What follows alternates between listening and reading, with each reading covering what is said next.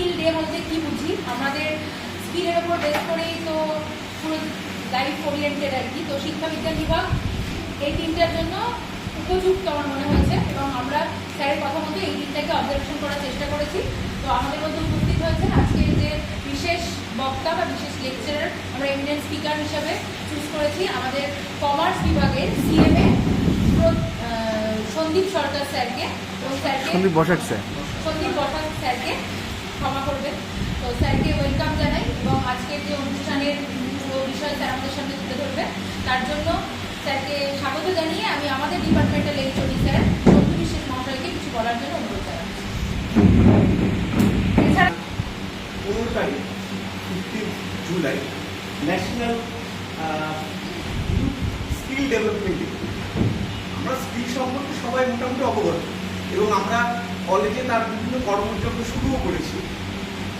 Already skill development programme করে আমাদের একটা আলাদা সেগমেন্টে রয়েছে, সেখানে যারা স্কিলগুলোকে ডেভেলপ করতে চায় সেই বিষয় নিয়ে আলোচনা হয় বা বিভিন্ন কোর্সগুলো করা হয়। অলরেডি তোমরা জানো যে আমাদের বিউটিশিয়ান নামে একটা কোর্স করা হয়েছে। এইগুলো কেন করা হচ্ছে? এর আগে তো কলেজে হতো না, আগে শুনেছি আগে তো কলেজ মানে সেখানে একটা নলেজ গেইনিং প্রসেস, নলেজকে ইম্পার্ট করা হচ্ছে বা সেগুলোকে নিয়ে আলোচনা করা হচ্ছে। হঠাৎ করে আমরা কোথাও শিফট হয়ে যাচ্ছে। এখন কোথাও এই যে বিভিন্ন স্কুলে আজকেও পেপারে দেখেছি, এর আগেও দেখেছি, স্কুলে কলেজে আর স্টুডেন্টরা যায় না ম্যাক্সিমাম। ইভেন আমি কালকে বিভিন্ন স্কুলে সার্ভে করতে গিয়েছিলাম আমার নিজের কাজের জন্য। প্রায় 90% মেয়ে আর 10% ছেলে স্কুলগুলো। ম্যাক্সিমাম স্টুডেন্টরা স্কুলে যায় না। কেন যায় না?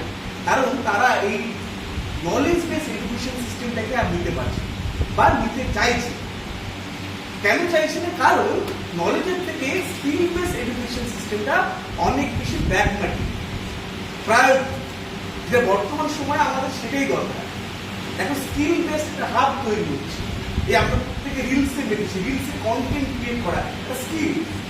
এটা নিয়ে অনেক হাসাহাসি করি। যারা দেখে তাদের নিয়ে হাসা উচিত, যারা করে তাদের নিয়ে হাসা উচিত নয়। কারণ তারা একটা ইনোভেটিভ কাজ করছে, ক্রিয়েটিভ কাজ করছে, তারা একটা স্কিল ডেভেলপ করছে।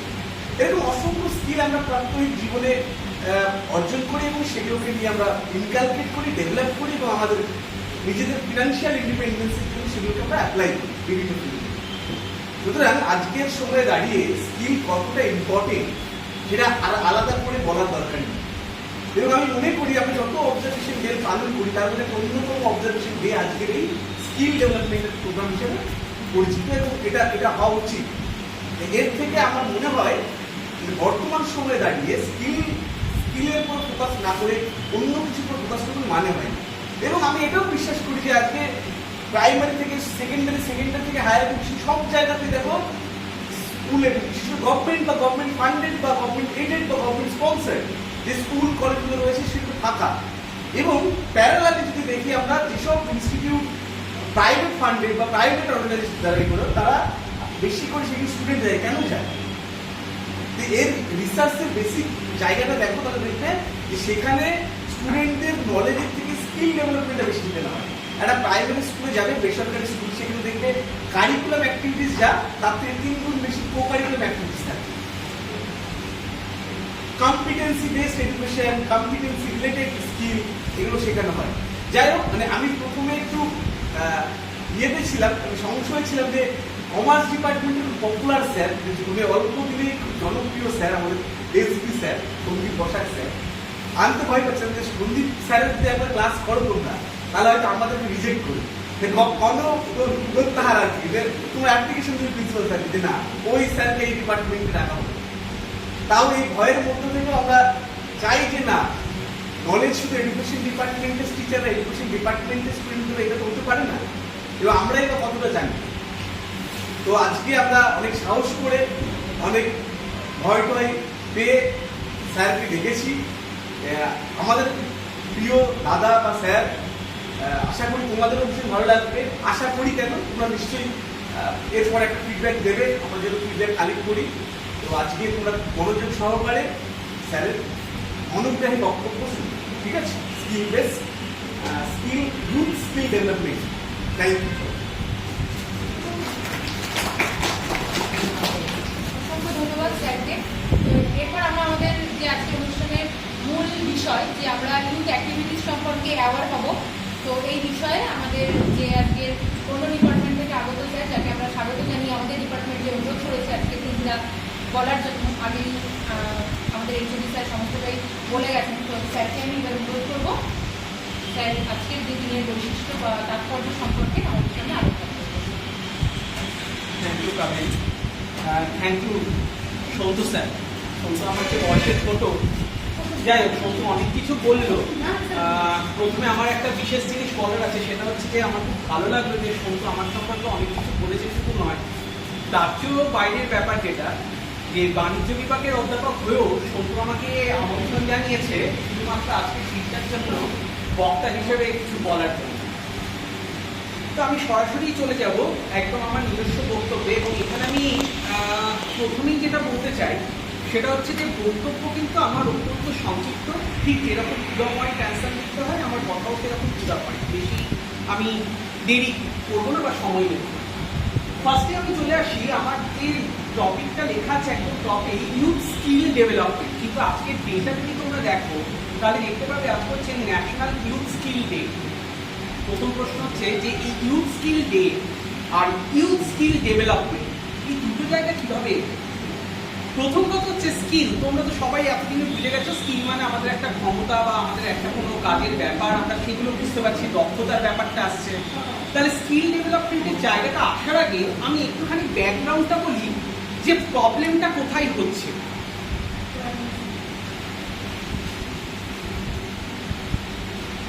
একটু এই চারটার দিকে তাকানো যাবে। চারটায় কি আছে? রয়েছে একটা এমপি রেকর্ডস, একটা ডান দিকে আমি দেখিয়েছি state wise youth unemployment in India. তার মানে আমি হঠাৎ করে এই জায়গাটায় এলাম কেন? প্রথম কথা হচ্ছে যে ইউথ একটা যুব শক্তির ব্যাপার, কিন্তু কোথাও ল্যাক করছে। ল্যাক করছে মানে এই যে আমরা আনএমপ্লয়মেন্টের রেটটা দেখাচ্ছি, এই আনএমপ্লয়মেন্ট রেটটা যদি ভালো করে দেখো তাহলে এই দিকটা দেখো যে সমস্ত স্টেট জুড়ে কিন্তু এই আনএমপ্লয়মেন্টটা রয়েছে। তার মানে আশ্চর্যজনক ভাবে এটা তো বুঝতে হবে, যেটা সন্তু স্যার বলল যে নলেজ দিয়ে সবকিছু হচ্ছে না, কিছু তো আমরা ল্যাক করছি। সবাই বিকম পাস করছি, সবাই বিএ পাস করছি, সবাই এডুকেশন অনার্স নিচ্ছি, পাস নিচ্ছি। তাহলে এদের মধ্যে যদি দেখা যায় আফটার সার্টেন ইয়ার্স, 10 ইয়ার্স আর 20 ইয়ার্স পর তুমি দেখবে কেউ হয়তো খুব ভালো জায়গায় চলে গেছে, কেউ হয়তো সেভাবে ভালো জায়গায় যেতে পারেনি। কেন? তার রিজনটা হচ্ছে যে আমাদের এই আনএমপ্লয়মেন্ট রেটটা শো করছে আমরা কোথাও ল্যাক করছি। মিস্টার এর সঙ্গে মিস্টার বি এর কোথাও একটা ডিফারেন্সিয়েশন হচ্ছে, যে জন্য এ পাচ্ছে চাকরি, বি পাচ্ছে না। কি বলবে? তোমরা যেটা বলতে পারো স্যার কোথায় চাকরি তো হয় না, আজকাল যে আগে 10 বছর আগে যা সিট হতো এখন ভ্যাকেন্সিও সেই রকম ক্রিয়েট হয় না। তাহলে কি হলো ব্যাপারটা? অন্যদিক দিয়ে ভাবো, সরকারি চাকরির উপর ভ্যাকেন্সি ক্রিয়েশন এই জায়গাটায় কিন্তু দেখতে হবে না, আমাদের কাছে বেসরকারি চাকরিও রয়েছে।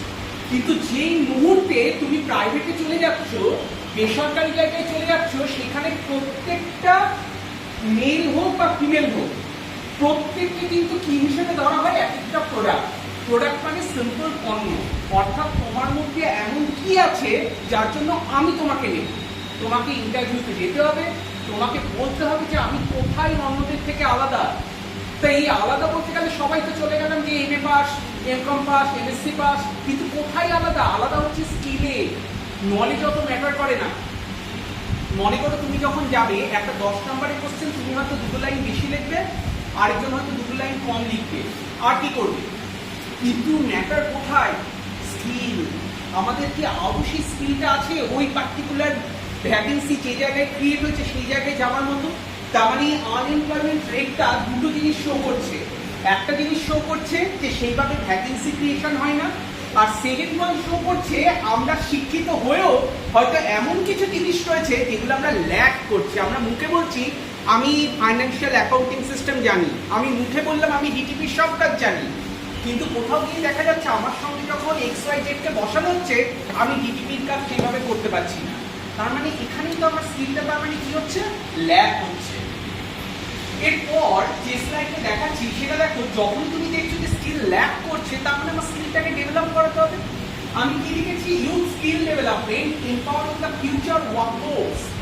এখানে যদি দেখো ফার্স্ট পয়েন্ট আমরা লেখা youth skill development is a crucial process, মানে এতক্ষণে আমরা জেনে গেছি যে আমাদের যে কারণে চাকরি বাকরির ক্ষেত্রে প্রবলেম হচ্ছে, কর্মক্ষেত্রে বিশেষ সুবিধা করতে পারছি না, সেটা মূলত আমাদের কাছে স্কিলের ঘাটতি। তাহলে এই স্কিলটা ডেভেলপ করানোটা একটা ক্রুশিয়াল প্রসেস। সেকেন্ডে লিখেছি it is design to equip young individuals with the abilities, knowledge and competencies needed to thrive in both their personal lives and professional world. এই দুটো জায়গা কিন্তু মাথায় রাখতে হবে। আমি পরে বলবো আরো ডিটেলসে, সেটা হচ্ছে পার্সোনাল লাইফ আর প্রফেশনাল ফিল্ড। আমি শিখে গেলাম, আমি হতে পারি এমএ পাস করলাম, আমি হতে পারি ডক্টরেট হলাম, অনেক কিছু করলাম, কিন্তু অ্যাজ আ হিউম্যান বিং আমি কি অ্যাচিভ করতে পেরেছি সেটা কি কোনোদিন আমরা ভেবেছি? তার মানে এরকম জিনিস এরকম নয় যে আমি চলে গেলাম ইউএসএতে, আমি ইউএসএতে গিয়ে একদম সুপ্রতিষ্ঠিত একজন লোক, সেখানে দুর্ধর্ষ আমার একটা ডেজিগনেশন রয়েছে, আমি একটা দুর্ধর্ষ স্যালারি পাই, লোকে আমাকে সম্মান করে, কিন্তু ব্যাকগ্রাউন্ডে কি তুমি কখনো চেক করেছো যে তুমি যখন ইউএসএতে যাচ্ছ তখন তুমি পেছনে কাকে ফেলে যাচ্ছ? কখনো কি আমরা একবারও ভেবেছি যে আমার উন্নতির পথে কি কখনো আমি এমন কিছু করলাম, আমার বাবা মাকে যেখানে একা রয়েছে সেখানে কি আমি তাদের পাশে আউট ছিলাম তাদের শেষ বয়সে? তার মানে কোথাও তো আমাকে দেখতে হবে যে অ্যাজ আ হিউম্যান বিং আমি কি করেছি। তার মানে স্কিল কিন্তু যত তুমি শিখবে, যত তোমার দক্ষতা বৃদ্ধি পাবে, তুমি কিন্তু আস্তে আস্তে দুটো জিনিসকে ব্যালেন্স করার চেষ্টা করতে পারবে, ব্যালেন্স করা শিখবে। একটা, আমি আমার পার্সোনাল লাইফে কিভাবে এগোচ্ছি, অ্যাট দ্য সেম টাইম আমি আমার প্রফেশনাল ফিল্ডকে কি করে দেখছি। And the last one is this development encompasses a wide range of skill including technical expertise, practical knowledge, essential soft skills। এই পার্টে আমি পরে আসছি। পরে এই ইম্পর্টেন্স, এই ইউথ স্কিল ডেভেলপমেন্ট, এই পার্টিকুলার জায়গাটার ইম্পর্টেন্স কোথায়? ফার্স্ট হচ্ছে bridging the gap between education and employment. দেখো আমি শুরু করেছিলাম কি দিয়ে? আনএমপ্লয়মেন্ট দিয়ে। তার মানে কোথাও একটা এমপ্লয়মেন্টে মানে চাকরি পাচ্ছে না ছেলে মেয়েরা, তার মানে এটার প্রবলেম তো শুধু ভ্যাকেন্সি, আমি বলি যে ভ্যাকেন্সি ক্রিয়েট হচ্ছে না, তার বদলে আমি কি বলেছিলাম আমরা সবাই এমএ পাস করছি, অথচ 10 বছর পরে গিয়ে দেখছি কেউ ভালো জায়গায় চলে গেছে, কেউ তলায় রয়েছে, আবার কখনো দেখতে পাচ্ছি আমি চাকরিই পাচ্ছি না। তার মানে এই জায়গাটায় কি করছে? স্কিল ডেভেলপমেন্টের থ্রু দিয়ে এই যে নলেজ আর আমার যে এস্টাবলিশমেন্ট এমপ্লয়মেন্টের, এই দুটো জায়গার মধ্যে ব্যালেন্স করাতে পারছি। Second one, adapting to a changing world. দেখো আমি এখানে যে ওয়ার্ডটা ইউজ করেছি ADAPT, অ্যাডাপ্ট। আরেকটা জায়গা দেখবে ADOPT, অ্যাডাপ্ট। আমি কিন্তু এ ইউজ করছি। এ মানে কি? এ মানে হচ্ছে আমি পরিবেশের সঙ্গে খাপ খাইয়ে নিতে পারছি কিনা। C the line, adapting to a changing world. পৃথিবী চেঞ্জ হচ্ছে, রোজ রোজ আমরা নতুন জিনিস দেখছি, আমি কি তাহলে সেই চেঞ্জিং সিচুয়েশনের সঙ্গে নিজেকে মানাতে পেরেছি? আমাকে সেটা দেখতে হবে, যার জন্য লেখা এখানে অ্যাডাপ্টিং, অর্থাৎ আমি সেই চেঞ্জ ওয়ার্ল্ডের সঙ্গে আমি নিজেকে মানাতে পারছি কিনা। একটা ছোট্ট এক্সাম্পল দেব, ভালো করে ভেবে দেখো, আমরা অনেকেই হয়তো এখানে বেঙ্গলি মিডিয়ামে পড়ছি, বেঙ্গলি মিডিয়ামে পড়ার পর যখন আমি দেখেছি আমার দাদা বা ভাই বা বোন, যখন তোমরা দেখো যে সে হয়তো আইসিএসসি বা সিবিএসসি থেকে পাস হয়ে এসছে, তখন তোমার মনে হবে ও বোধ আমার চেয়ে বেশি কিছু জানে। কেন এই ভয়টা হচ্ছে? কারণ ও হয়তো 10 বছর ইংলিশে পড়ছে। আমি দেখলাম যে এই জিনিসটাই ভয় পাবার আদৌ কিছু নেই। কেন কিছু নেই? হতে পারে হয়তো সে ইংলিশ কিছুটা বলা শিখেছে, কিন্তু যদি কখনো আমি লেখাই যাই, তাহলে আমি আচ্ছা আচ্ছা জায়গায় দেখেছি যে বেঙ্গলি মিডিয়ামের স্টুডেন্টদের যে গ্রামারের যে ব্যাকগ্রাউন্ড, ইংলিশে যে লেখার জায়গাটা, সেটা কিন্তু অনেক বেশি স্ট্রং রাদার ওদের থেকে। হয়তো এরা বলতে পারছে না, এরা বলতে পারছে। তার মানে এই জায়গাটা আমি কি করছি যে চেঞ্জিং ওয়ার্ল্ডের সঙ্গে অ্যাডাপ্ট করতে হবে, কিছু করার নেই। আমাদের এইটুকুনি কোথাও যদি আমি একটা চাকরির জন্য যাই, বলে লাভ নেই, হয়তো সেটা গভর্নমেন্টের দোষ হতে পারে, অনেক পলিটিক্যাল অ্যানালিসিস, আমি অত তাত্ত্বিকতার ব্যাপারে যাব না, কিন্তু মাথায় রাখতে হবে যে আমাদের কিন্তু কোনো কারণে কোথাও যদি আমাকে জব পেতে হয়, টু সাম এক্সটেন্ট হলেও আমাকে ইংলিশটা একটু বলা শিখতে হবে, আমাকে ইংলিশটা কিছুটা হলেও নিজেকে তৈরি করতে হবে। কেন? কারণ হায়ার স্টাডি বলো আর তুমি প্রফেশনালি ভালো জায়গায় যাওয়া, দু জায়গাতে যেতে গেলে কিচ্ছু করার নেই, ইংলিশটা মিনিমাম হলেও জানতে হবে। এটাও যেমন অ্যাট দ্য সেম টাইম আমার বাংলা নিয়ে পড়ছি বা আমি এডুকেশন নিয়ে পড়ছি, আমার কম্পিউটারে এত কাজ কি বললে হবে না। তুমি জানো না যে তুমি যখন কোম্পানিতে যাচ্ছ তখন তোমাকে কিসের কাজ হতে পারে। আমরা যে কলেজে এসেছি, আমরা কি শুধুই কি পড়াই? আমাদের কম্পিউটারে হাজারো কাজ থাকে, আমি নিজেই কত কম্পিউটারে কাজ শিখছি। তার মানে এই জায়গাটাও কিন্তু একটা ইম্পর্টেন্ট এরিয়া। তার মানে ওই যেটা বললাম আমি, যে চেঞ্জিং ওয়ার্ল্ডের সঙ্গে নিজেকে মানিয়ে নেওয়া। Next, reducing unemployment and fostering entrepreneurship. তার মানে এই আনএমপ্লয়মেন্টটা যেটা আমি প্রথমেই বলেছিলাম, সেই জায়গাটাকে যতটা সম্ভব কমানো, এবং এন্টারপ্রেনিউরশিপ মানে কি? মানে হচ্ছে আমি যদি নিজে কিছু স্টার্ট করি, অর্থাৎ কোনো একটা ভেঞ্চার, সেটা যা খুশি হতে পারে। হয়তো দেখা যাবে এখন দেখি অনেকে বুটিকের বিজনেস করে, যে নতুন নতুন ওই যে সমস্ত পাঞ্জাবিতে বেশ নতুন নতুন করে রাখা বা বিভিন্ন টাইপের শাড়ি বা জুয়েলারি দিয়ে একটা বিজনেস স্টার্ট করা, তাহলে কিভাবে কি একটা হতে পারে এন্টারপ্রেনিউর, তাহলে কিভাবে আমি স্টার্ট করতে পারি। Next, boosting economic growth and national progress. এখন আনএমপ্লয়মেন্ট যত কমবে তত আমার কি হবে? ইকোনমিক গ্রোথ, একটা অর্থনৈতিক বৃদ্ধি ঘটবে। তার সঙ্গে আর যেটা হয় সেটা হচ্ছে ন্যাশনাল প্রোগ্রেস, অর্থাৎ আমরা কিন্তু দেখতে পাচ্ছি যে একটা দেশের উন্নয়নের ক্ষেত্রে একটা পজিটিভ ছাপ ফেলতে পারে। নেক্সট হচ্ছে এনহ্যান্সিং কনফিডেন্স আর সেলফ এস্টিম।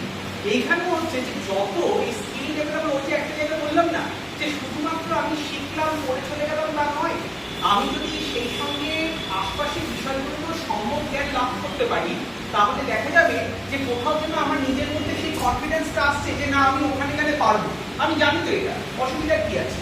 ক্লিয়ার? তো এই জিনিসগুলোর জন্য আমাদের কি হয়, এটা একটা অত্যন্ত গুরুত্বপূর্ণ যে স্কিলটাকে ডেভেলপ করা। এইবার চলে আসি যে কি স্কিলস ফর ইউথ ডেভেলপমেন্ট। কি কি ধরনের স্কিল আমরা এখানে দেখতে পারি? যেমন একটা হচ্ছে টেকনিক্যাল স্কিলস। এই টেকনিক্যাল স্কিলস গুলো অনেক কিছু রয়েছে, যেমন মনে করো যে যারা মনে করো ওই ইঞ্জিনিয়ারিং এর ব্যাপার ট্যাপার, যারা ওই সমস্ত বিটেক বা এগুলো করছে, তাদের ক্ষেত্রে এক ধরনের টেকনিক্যাল স্কিলস হতে পারে। যারা মনে করো কম্পিউটার নিয়ে কম্পিউটার ইঞ্জিনিয়ার বা কিছু, তারা মনে করো একটা জায়গা থেকে শিখছে। আবার অনেকে রয়েছে হার্ডওয়্যার ইঞ্জিনিয়ার, যারা মনে করো বিভিন্ন ধরনের হার্ডওয়্যারের ব্যাপারে এক্সপার্ট, তো সেই জায়গাগুলো রয়েছে টেকনিক্যাল স্কিলসে। সেকেন্ড যেটা এখন most important, digital literacy. Digital literacy কিন্তু সাংঘাতিক ব্যাপার। ডিজিটাল লিটারেসি কেন সাংঘাতিক ব্যাপার? দুটো কারণ। এক হচ্ছে জিনিসটা অত্যন্ত সহজ মানে মনে করো আমরা কম্পিউটার বা আমরা নেটওয়ার্কিং এর ব্যাপারে হোয়াটসঅ্যাপ করা থেকে শুরু করে, ইনস্টা করা থেকে শুরু করে বিভিন্ন জায়গায়, যেটা সবুজটা কিছুক্ষণ আগে বললো যে কন্টেন্ট ক্রিয়েটার, অনেকে আছে যে ছোট ছোট ভিডিও বানাচ্ছে, ও বললো যে ভিডিওটা দেখে বাসো, কিন্তু যারা ব্যাকগ্রাউন্ডে ভিডিওটা তৈরি করছে তাদের থেকে হাসলে চলবে না, কারণ তারা কিন্তু অনেক কাজ করে ওই জিনিসটা শিখেছে। আমি কি পারি? আমি তো পারি। মিস্টার এক্স কি পারে? এক্স তো পারে, এক্স তো কারো হেল্প দিচ্ছে, তাহলে যার হেল্প দিচ্ছে তাকে তো জিনিস জানাতেই হবে যে সে ওই ভিডিওটা সুন্দরভাবে কারখানা দিয়ে করতে পেরেছে। তার মানে সেই জায়গাটা তো ডিজিটাল লিটারেসি, এই জায়গাটা প্রচন্ড ইম্পর্টেন্ট একটা ব্যাপার, যে আমি কতটা ওই যে বললাম অ্যাডাপ্টিং টু বা চেঞ্জিং ওয়ার্ল্ড। তার মানে আমি কি ডিজিটালি আমি সমস্ত কিছু করতে পারি।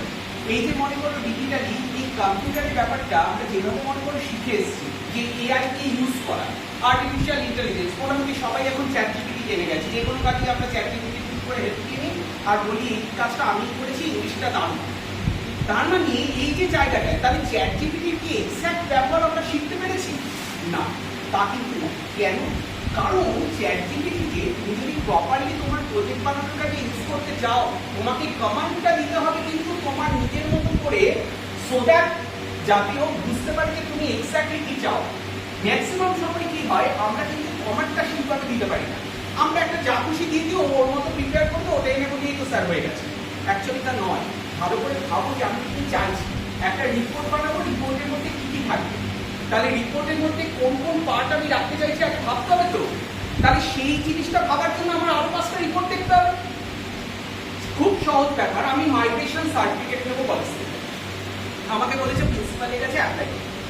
আমি দেখলাম কি প্রিন্সিপালের কাছে অ্যাপ্লিকেশন কি হয়, একটা দেখলাম, দেখে ওটাকে বললাম, এআইকে বললাম যে একটা অ্যাপ্লিকেশন লেটার করতেও করে। কিন্তু ভাবো যে আমি কিসের অ্যাপ্লিকেশন করবো, অ্যাডমিশনের, কিংবা কোনো টাকা আমি জমা করে গেছে আমি রিফান্ড চাই, সেই রিফান্ডে, স্কলারশিপের, নাকি মাইগ্রেশন। তাহলে আমাকে জানতে হবে তো। তাহলে মাইগ্রেশনের 4টে রিপোর্ট এরকম হয়, আমি একটু দেখি না গুগল সার্চ করি। তাহলে 4টে রিপোর্ট দেখার পর আমি দেখি যে কোনটা ভালো লাগছে, সেইভাবে আমি এআইকে বলি, চ্যাটজিপিটিকে বলি যে তুমি আমাকে এইভাবে পাঠাও, তবে না চ্যাটজিপিটি আমাকে সেটা করবে, আদারওয়াইজ করে কি না। তার মানে ডিজিটাল লিটারেসি একটা ইম্পর্টেন্ট জায়গা। সফট স্কিলস, এই সফট স্কিলসের জায়গাটাই যেটা আমি বেশিরভাগ ক্ষেত্রে বলে থাকি, যেটা হচ্ছে ওই আমি শুরুতে যখন বলছিলাম এথিক্সের ব্যাপারটা। এথিক্সের জায়গাটা কি আসলে সফট স্কিল বেসিক্যালি কি করে আমাদের যে ক্যারেক্টারিস্টিক্স গুলো অ্যাট্রিবিউটস গুলো রয়েছে সেই জায়গাগুলোকে তুলে ধরার চেষ্টা করে, তারপরে পার্সোনাল অ্যাট্রিবিউটস। এই জায়গাটাই আসার জন্য আমি যেটা সবসময় বলি সেটা হচ্ছে যে কিছুটা থাকে এথিক্স, অর্থাৎ আমি নিজে কতটা, যেটা আমি বলছিলাম যে নিজে কতটা এথিক্যালি রাইট, নীতিগতভাবে কি আমি ঠিক, আমি যে কাজটা করছি সেটা তো আমাকে ভাবতে হবে। আমি পরীক্ষার হলে যাচ্ছি, পরীক্ষার হলে গিয়ে কোনো একটা কোশ্চেন পারলাম না, আমি কাউকে জিজ্ঞাসা করলাম, করা যেতেই পারে। এখন জিজ্ঞাসা যেই মুহূর্তে করলাম, এই যে করা যেতেই পারে আমার মাথার মধ্যে চলে আসছে, তখনই ভাবতে হবে যে আমি কি জানি এথিক্যালি রাইট, আমি কি পরীক্ষার হলে জিজ্ঞাসা করা যায়। তার মানে এথিক্স। এখন যখন আমি বিজনেসে যাব বা আমি যখন কর্পোরেটে যাব বা যে কোনো জায়গায় আমি যখন চাকরি করব, আমার তো বুঝতে হবে যে আদৌ কি আমি এথিক্যালি রাইট যে কাজটা করছি, এথিক্স কি বলছে। তার মানে সেই জায়গাটা আমাকে দেখতে হবে যে নীতির দিকটা। চলে আসে এন্টারপ্রেনিয়ারশিপ বা এন্টারপ্রেনিয়ারশিপ এখন বহু চর্চিত বিষয়। বাকি বাংলা হচ্ছে উদ্যোক্তা বলা, উদ্যোগ জিনিসটা, যে এন্টারপ্রেনিয়ার তাকে বলা হয় উদ্যোক্তা। অর্থাৎ কোনো একটা কিছু ব্যাপারে আমি ইনিশিয়েটিভ নিচ্ছি। কিরকম ইনিশিয়েটিভ আমি একটুখানি বলি। মোমো খুব কমন একটা খাবার, স্ট্রিট ফুডে নেমে এসছে মোমো, এখন সব জায়গায় পাওয়া যায়, এমন কোনো জায়গাতেই পাওয়া যায় না। হঠাৎ করে মোমো সবাই ভালোবাসে, হঠাৎ করে কোথা থেকে কি করে আমদানি করে আমি জানি না, বন্ধুরা ছিল। সেকেন্ড ওয়ান আর কিছু নেই, ফুচকা গিয়ে দেখলাম ফুচকা নর্মাল কালার হলো, হঠাৎ করে দেখলাম চারিদিকে ফুচকা সবুজ হয়ে গেল, কলরাজ ফুচকা। এখন কোশ্চেন হচ্ছে যে এই জায়গাটায় কার মাথা থেকে, আমরা কিন্তু কেউ খবর রাখিনি কার মাথা থেকে এসেছি, কিন্তু আমরা কি করেছি ওই যে প্রভাবটা এসছে তার সঙ্গে আমরা মিশে চলে গেছি।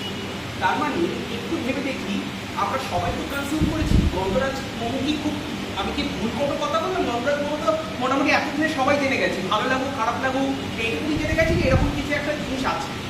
তাহলে এই যে মোমো থেকে গন্ধরাজ মোমো, ভেবে দেখো এটাও অর্গানাইজেশনের একটা উদ্যোগ, যেহেতু স্টার্ট করেছিল এটা নেওয়া, যে করে দেখি কেমন লাগে। তারপর তো আজে বাজে লাগলে সে তো আর মুখে কেউ বলবে না, বা ইউটিউবে যে ব্লগার সে হয়তো বলে দেবে দুর্দর্শ খেতে হচ্ছে, পরে হয়তো নিজেই ফেলে দিয়েছে, সেটা আলাদা ব্যাপার। কিন্তু উদ্যোগটা তো কেউ নিয়েছে, তার মানে উদ্যোগ, এই উদ্যোগ ব্যাপারটা সাংঘাতিক।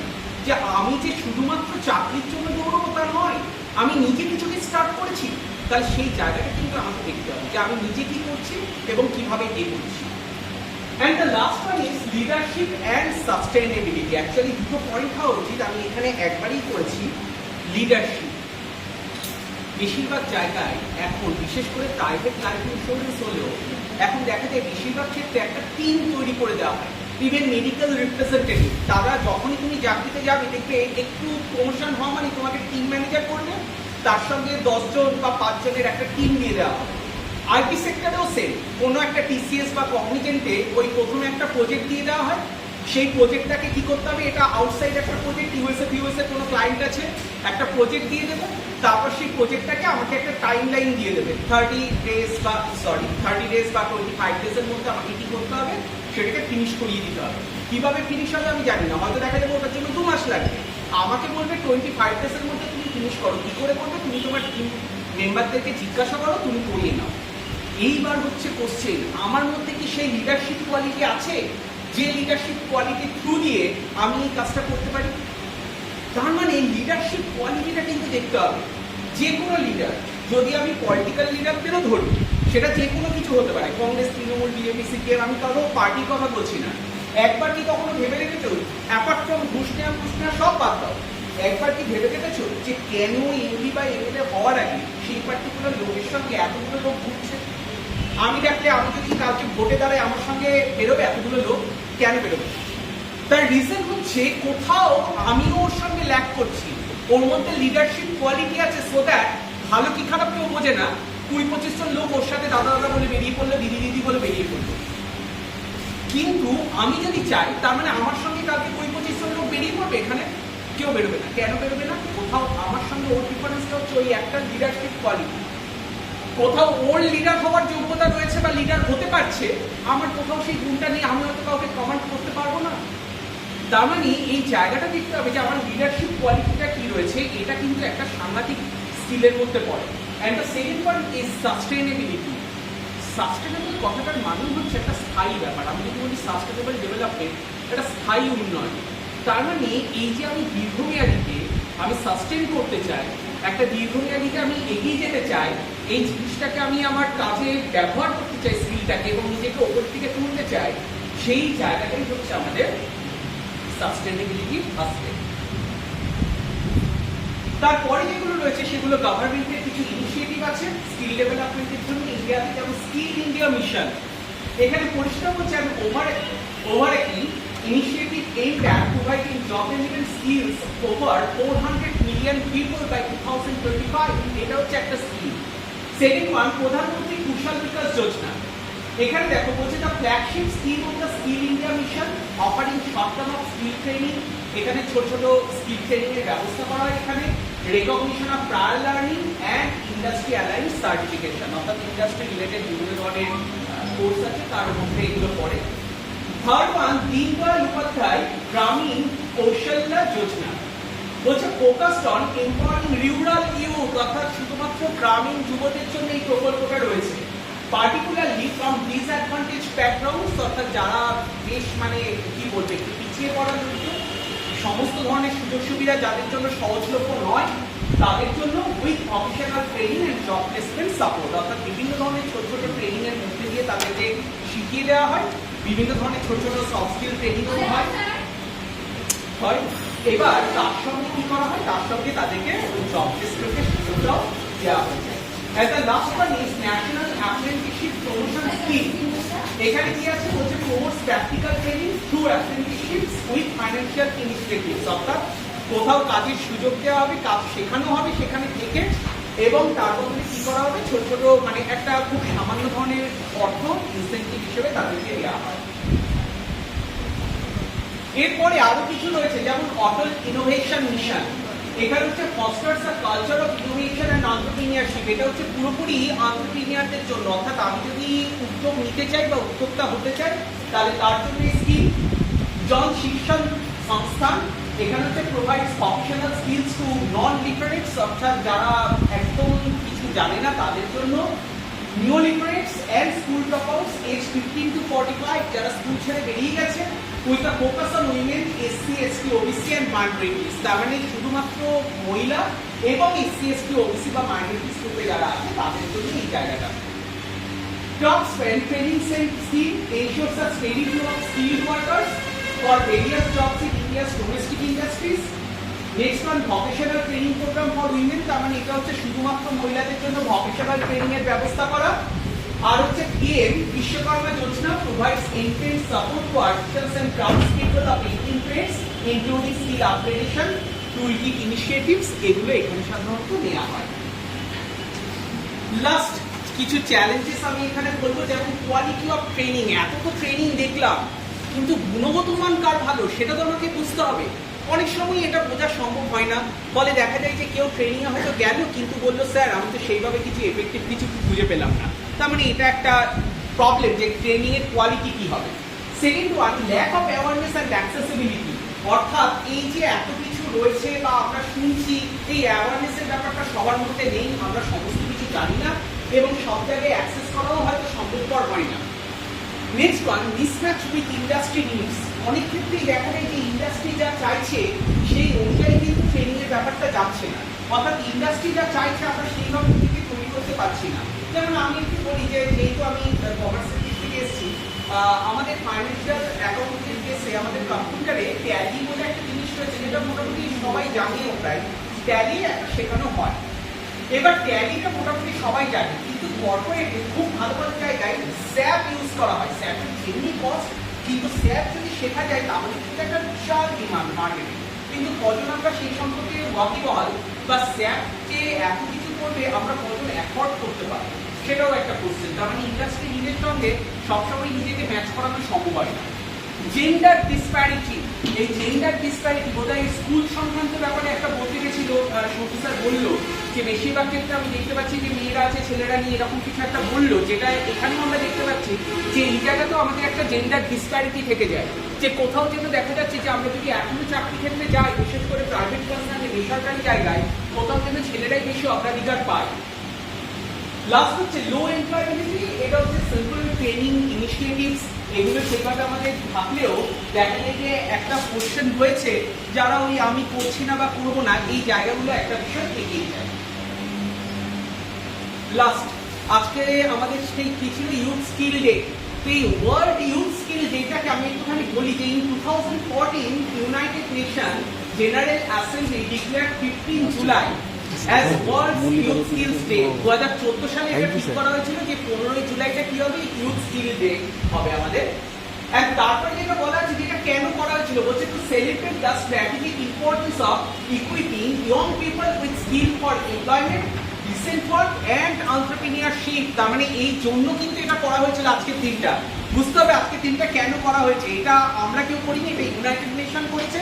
2014 সালে ফিক্স করেছে যে 15 জুলাই আমাদের কি করা হবে, ইউথ স্কিল ডে হিসেবে পালন করা হবে।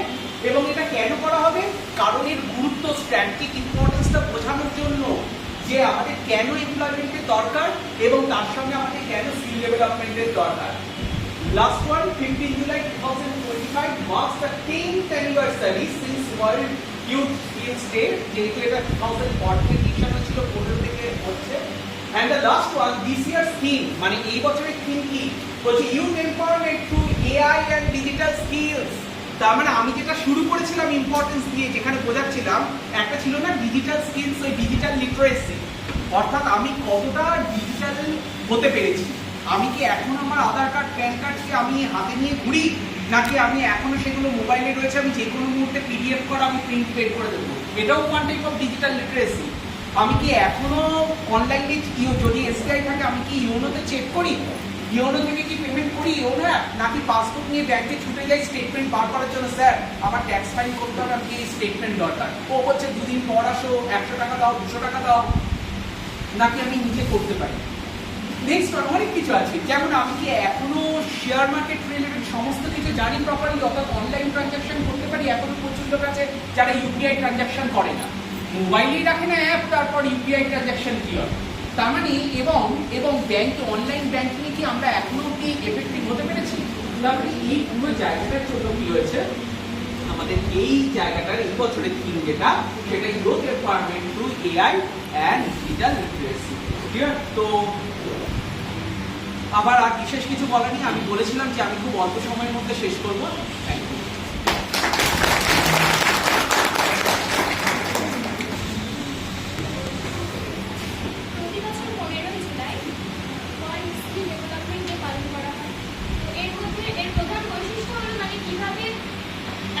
অবস্থা মানে এমপ্লয়মেন্ট বা চাকরির ক্ষেত্রে যে সমস্ত মানে সবাই চাকরি পাচ্ছে না, তার প্রথম কারণ হচ্ছে মানে সবাই স্কিল দেয়, মানে সবার নলেজ আছে কিন্তু স্কিল দেয়। সেই জন্য এই দিক থেকে মানে আরো ডেভেলপ করার জন্য পালন করা। ছোট কথার মধ্যে দিয়ে আমাদের ফোর্থ সেমের শিক্ষার্থী আখি আমাদেরকে অ্যাওয়ার্ড করলো এবং জানালো, ওটা অনেক ধন্যবাদ ওই সাহসটার জন্য। আর একটা হাততালিতে এরপর আমি সেকেন্ড সেম থেকে স্নেহাকে অনুরোধ করবো কিছু বলার। আজ 15 জুলাই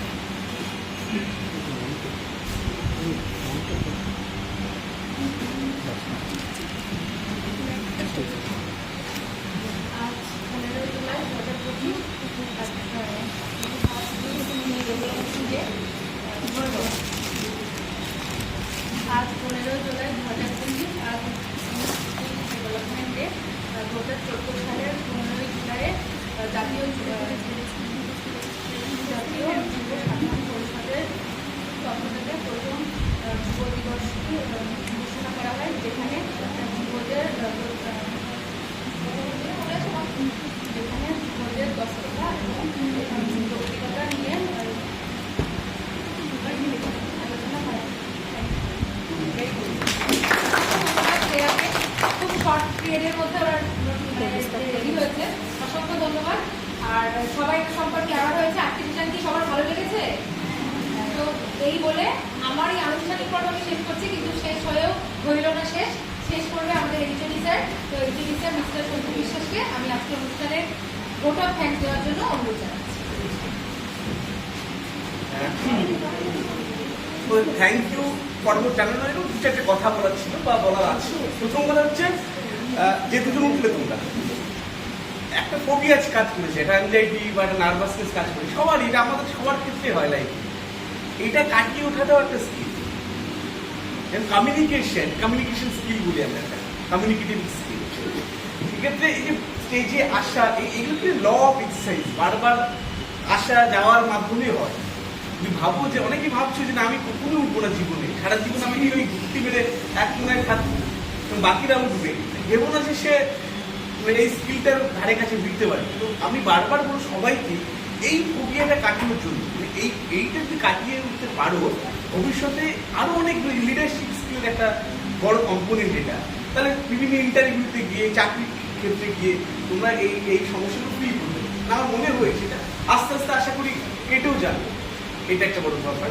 আর দ্বিতীয়ত আমি প্রথমেই বলেছিলাম যে আমাদের মধ্যে একটা ফোবিয়া কাজ করছে। ফোবিয়া বলে তুমি জানো যেটা ভয়, আমাদের মধ্যে একটা ফোবিয়া কাজ করছে যে কমার্স ডিপার্টমেন্টে সন্দীপ স্যার যদি ক্লাস নেয় তারপরে কি আর আমাদের ক্লাস কেউ করবে, এটা প্রথমে বলেছিলাম। কারণ তখন তোমরা সন্দীপ স্যারের সম্পর্কে আমার মুখ থেকে বলা কথাগুলো শুনেছো, এখন তোমরা সন্দীপ স্যারের লেকচার শুনেছো, তোমার কি মনে হয়? এটা নিয়ে কোনো সন্দেহ নেই যে তুমি একটা অ্যাপ্লিকেশন দেবে এবং আমরা যদি ক্লাস না নিই, সন্দীপ স্যার যাতে প্রতিনিয়ত ক্লাস নেয় সেই নিশ্চয়ই সেই আমাদেরই করবে, তোমরা আমি জানি। তার একটা ফিডব্যাক আমরা গ্রুপে দেবো, তার থেকে তোমরা নিশ্চয়ই সেখানে আমরা জানিয়েও দেবো যে তোমরা যদি এই স্যারকে বারংবার চাও, প্রতিদিন চাও, মানে কতদিন চাও, সপ্তাহে 6 দিন, সপ্তাহে 3 দিন, সপ্তাহে 1 দিন, এরকম লিখে দেবো। তো সেখানে তোমাদের ম্যাক্সিমাম ভোট যেটা যাবে সেই অনুযায়ী আমরা স্যারের সঙ্গে নেক্সট কন্ট্যাক্ট করবো। এবার ফর্মালি এই যে অনুষ্ঠানটা অবজারভেশন ডে, এটা যে উদ্যোগটা বা সামগ্রিকভাবে যার মাথা থেকে বা যার চিন্তা থেকে এসছে, আমাদের কলেজের অধ্যক্ষ, মাননীয় অধ্যক্ষ মহাশয় ডক্টর বাণীপ্রজ্ঞ মহাশয়কে অসংখ্য ধন্যবাদ জানাই যে এরকম একটা ইনোভেটিভ প্রোগ্রাম চালু করার জন্য কলেজে বিভিন্ন দিন সম্পর্কে আমরা জানতামই না। আজকে 15ই জুলাই যে national youth skill development day, এটা জানতামই না, এই জানলাম আমরা। এরপরে বিভিন্ন ডে সেলিব্রেট করবো, national literacy day, national education day, international education day, এরকম বিভিন্ন ডে সেলিব্রেট করবো। আমরা সেগুলো জানবো এবং তার সেই দিনগুলোর কি ইম্পর্টেন্স, আমাদের জীবনে কি ইম্পর্টেন্স। আমি অনেক কিছু শিখলাম আজকে, যেমন লিডারশিপ কোয়ালিটি, এন্টারপ্রিনারশিপ, তারপরে এরকম সফট স্কিল। এখন সফট স্কিলের যুগ, তোমরা জানো, ওয়েব ডিজাইন, ওয়েব স্কিল। তো এই বিষয়গুলো আমরাও জানলাম, মানে আমরা প্রত্যেকেই উপকৃত। সুতরাং সামগ্রিকভাবে আমি যাকে ধন্যবাদ জানাতে চাই, আমাদের কমার্স ডিপার্টমেন্টের sir doctor CMA Sandeep Basak স্যারকে অসংখ্য ধন্যবাদ জানাই এত সুন্দর একটা প্রোগ্রাম আমাদের সামনে তুলে ধরার জন্য এবং আমাদের বিভিন্ন স্কিল রিলেটেড নলেজ দেওয়ার জন্য। সর্বোপরি আমি ধন্যবাদ জানাই আমাদের বিভাগের অন্যান্য সমস্ত অধ্যাপক অধ্যাপিকাদের, তাদের সামগ্রিকভাবে সহযোগিতা ছাড়া আজকের এই অনুষ্ঠান সম্পূর্ণ করা যেত না। আর যেখানে ধন্যবাদ না জানালেই নয়, বা যেটা না জানালে পুরো প্রোগ্রামটা অসম্পূর্ণ, সেটা হচ্ছে তোমরা না থাকলে কলেজ থাকতো না, তোমরা না থাকলে আমরা থাকতাম না, তোমরা না থাকলে ঘর থাকতো না, সুতরাং প্রোগ্রামও থাকার কথা না। সামগ্রিকভাবে তোমাদেরকেও অসংখ্য ধন্যবাদ জানাই। এইভাবেই সমস্ত মনোযোগ, স্প্যান অফ অ্যাটেনশনটাকে যতটা ঘাটতি করা যায়, সমস্ত মনোযোগকে একত্রিত করে এই ধরনের প্রোগ্রামগুলোকে শোনো এবং নিজেদের বাস্তবিক জীবনে অ্যাপ্লাই করো। আমার একটাই রিকোয়েস্ট, এই যে এই ঘরের মধ্যে রেখে স্যার বললো, শুনলাম, এক কান্দে ঢুকলাম, একটু বের করলাম, এটা নিজের বাস্তবিক জীবনে প্রয়োগ করো। তারা দেখবে ইমোশনাল ম্যানেজমেন্ট, স্ট্রেস ম্যানেজমেন্ট সব শিখতে পারবে। একজন ভালো আইডিয়াল পার্সন হতে গেলে, একটা আইডিয়াল পার্সোনালিটি তৈরি করতে গেলে শুধুমাত্র শুনলে হবে না, not only just listening skill থাকলে হবে, সেটাকে অ্যাপ্লিকেশন করতে হবে। সুতরাং এই ক্লাসে যা আজকে শুনলে সেটাকে আগামী দিনে অ্যাপ্লাই করো, সেটা সফট স্কিল রিলেটেড হোক, লিডারশিপ রিলেটেড হোক, বা any other kind of related হোক, স্কিল রিলেটেড হোক। এই বলে আমি আমার আজকের প্রোগ্রামকে সমাপ্ত